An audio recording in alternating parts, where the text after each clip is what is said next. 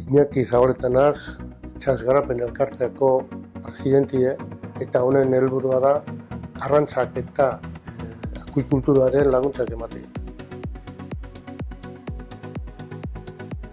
Elkarte hone partaideak Gipuzkoako Kofradien Elkartea, Arrantzaleen Elkartea, Bizkaiko Arrantzaleen Elkartea, Neskatia eta Sareen Elkartea, Komerzializazio eta Konserberen Elkartea,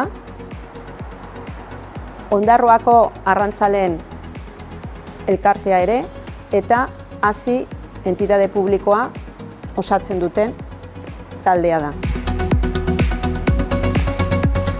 Talde honek ja bere estrategia ere aurkeztu du, 2020 urte arte indarrean jarri nahi duen estrategia.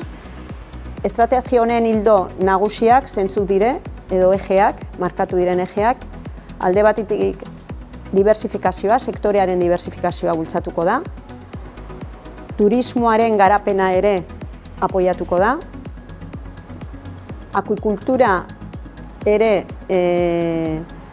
nahi da garatu, Euskal Herrian garatu gabe dagoen hildo bada.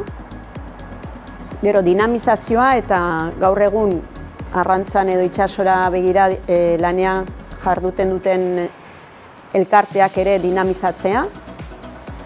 Eta horiek izango dira eje nagusienak jorratuko direnak edo apoiatuko direnak.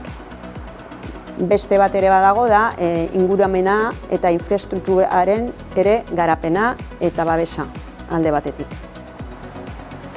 Nola egingo da hau, nola egingo dan lana?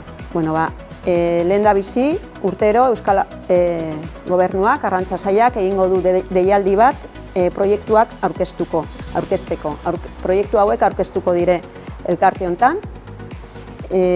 Proiektuak izango dute puntuazio bat, estrategiarekin bat datozen edo ez horren baitan puntuazio bat emango zaie proiektuei, eta Euskal Jaurlaritzak azkenen gure elkartearen proposamenarekin egingo du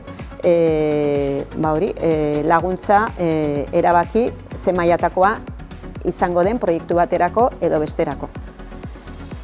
Espero dugu proiektu hauekin gure helburu nagusia, aktibitate ekonomikoa gure arrantza portuetan eta lurraldeetan garatzea eta indartzea lortzea.